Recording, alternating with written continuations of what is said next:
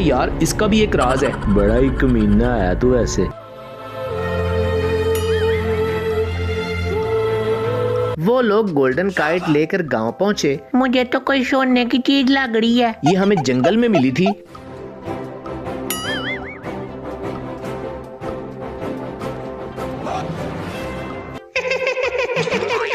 क्योंकि मेरा दिल नहीं कर रहा उड़ने को।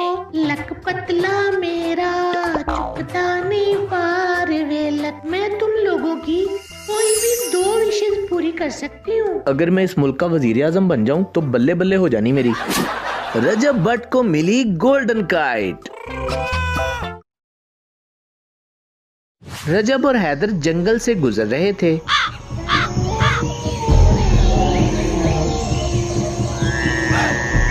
यार भट्ट, वैसे माँ जी को जितनी जल्दी है तुम्हारी शादी की उतनी लेट होती जा रही है। अबे मेरे यार इसका भी एक राज है।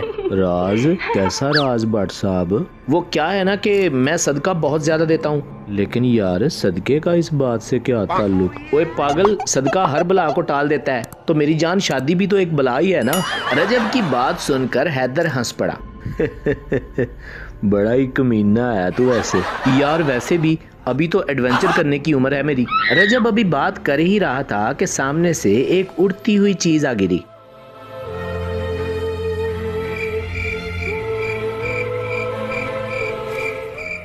अरे अरे अरे बट वे हा की है।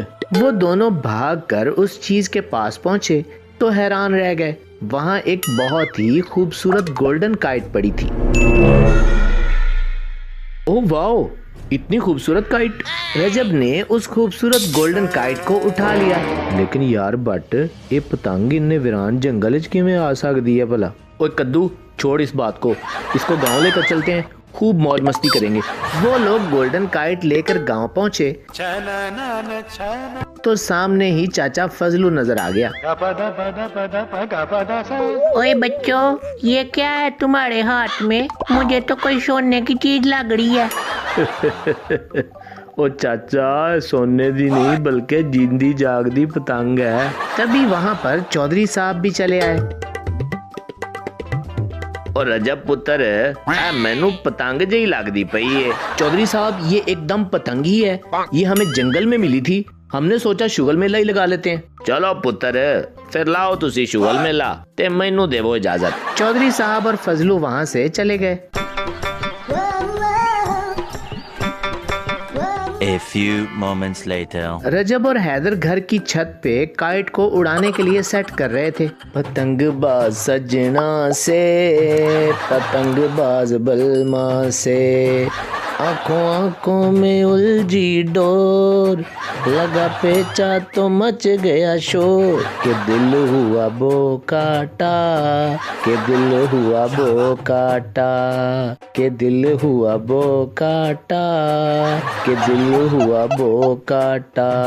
काइट उड़ने के लिए तैयार थी। हैदर ने काइट को पकड़ा और बोला, हाँ भाई खूबसूरत पतंग, आसमान की सैर के लिए हो जाओ तैयार।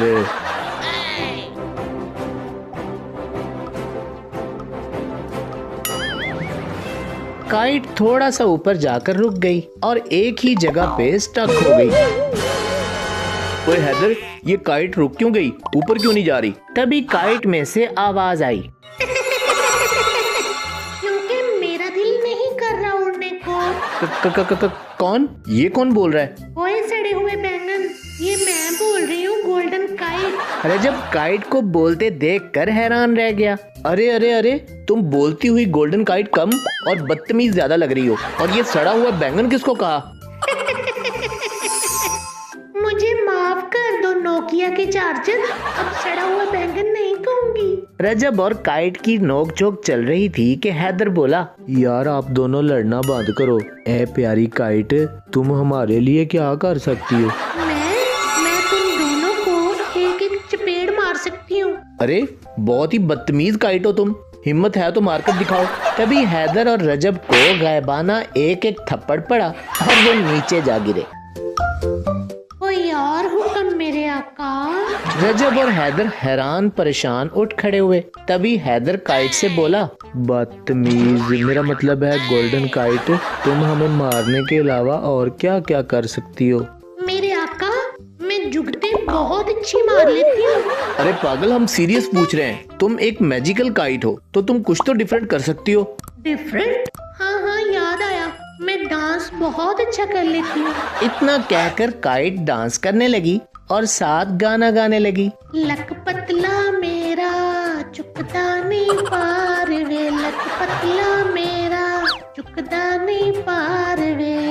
यार ये क्या पागल काइट मत्थे लग गई है। ए सोनी पतंगे, हमारा मतलब है कि तुम अपने मैजिक से क्या क्या कर सकती हो।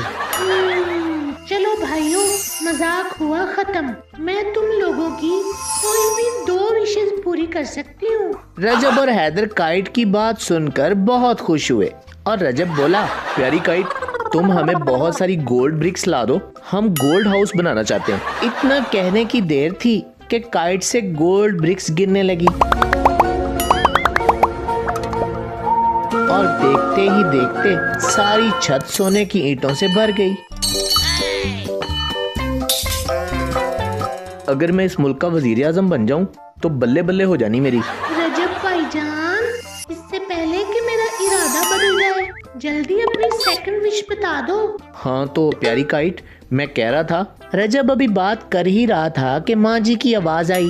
ओए बगैर तो तुम लोगों की इस पतंगबाजी ने सता लिया है मुझे।